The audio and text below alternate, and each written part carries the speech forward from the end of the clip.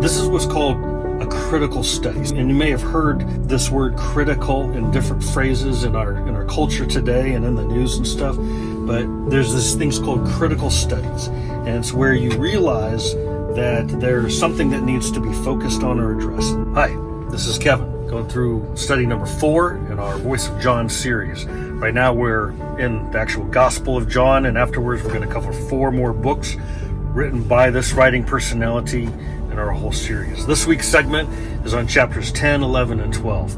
4 real quick highlights about the text. First of all, there's a discussion about what it means to be the Good Shepherd. The religious establishment of the day, they were wondering, how come we consider ourselves the shepherds of the people of Israel? They're not listening to us. They don't recognize us the way they recognize this other guy who's busted out onto the scene. And Jesus begins to explain what it means to be the true Good Shepherd. Why the people who would be the following after God recognize his voice as opposed to someone else's. What the qualities of the Good Shepherd is. Second highlight is this is where Lazarus dies and is raised again from the dead. Something people had never seen, blows people's minds.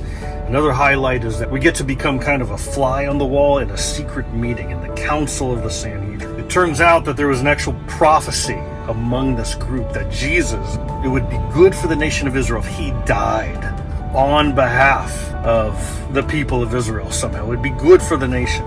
Kind of curious. They almost got it right.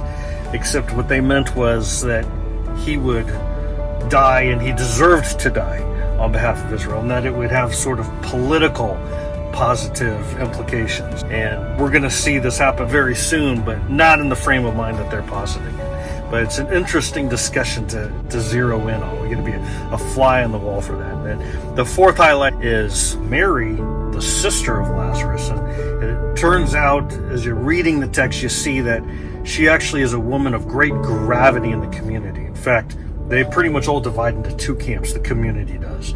People who are in the same belief camp as Mary, and then all the others who is part of the establishment. And Mary comes in and she anoints Jesus for his burial with expensive perfume, and she sees it one way and Judas sees it another way.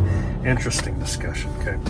But what I would point out is behind all of these stories in chapters 10, 11, and 12, there's a buildup of this theme, and I think that it's kind of especially pointed towards the reader of the gospel, you and me, as we're reading and studying the text.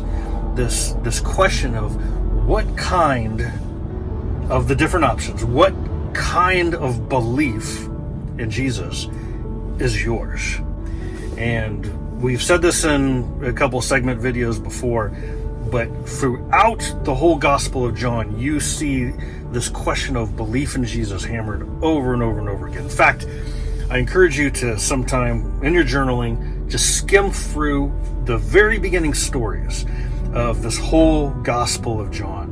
And you're going to see that with every single account and every single story, almost every discussion that the writer puts in there, this is when she believed in Jesus. This is when he believed. This is when they believed in Jesus. It was because he did this that they then believed in Jesus. And I mean, it's just the whole text is filled with they believed in Jesus, they believed in Jesus, they believed in Jesus. And now when we get to these chapters, 10, 11, and 12, there's sort of a buffet of different kinds of belief in Jesus. There's Martha's, there's Mary's, there's Judas's, there's Thomas's, there's those chief priests that I mentioned, when we get to be fly on the wall, and we get to hear them talk about their belief in Jesus and what it means for him to die. There are the crowds. It's just over and over. There's a whole buffet of different kinds of belief in Jesus in these 3 chapters. And I think that's kind of curious. It's leading the reader now to ask themselves, as I see belief, that is a motif here, which kind is mine? And you may want to do this sometime. This is what's called a critical study. Some people will call it topical study. It's a little bit more than that, but you may have heard this word critical in different phrases in our culture today and in the news and stuff. But there's this things called critical studies, and it's where you realize that there's something that needs to be focused on or addressed. In this case, what does it mean to have belief in Jesus? But if you go back now, noticing that belief in Jesus is said over and over and over again throughout the Gospel of John, and you pull out your journal and you begin to write down little notes and insights, and finally come up with the idea of what does it mean? What exactly does it mean to have belief in Jesus? Because we throw the term out, you got to believe in Jesus to be saved. We hear it all the time. What does it mean? Does it mean that we have to believe that he exists, that the stories about him are actually real, historically true? Is that all it means? Or does it mean to put your trust in him? What does it mean? And so this is a good key to then go back and throughout the whole gospel, take all the little instances where it mentions it, belief in Jesus, and ask yourself, when I put all these things together, how would I write a short book or a pamphlet or teach a great lesson on what exactly it means to believe in Jesus? This gospel really aids us in understanding what he truly means when he refers to this response we're supposed to have of belief in Jesus. Okay, so anyhow, hope that this is helpful and you have some good conversation with folks in your crew. We'll catch you next time. Peace out.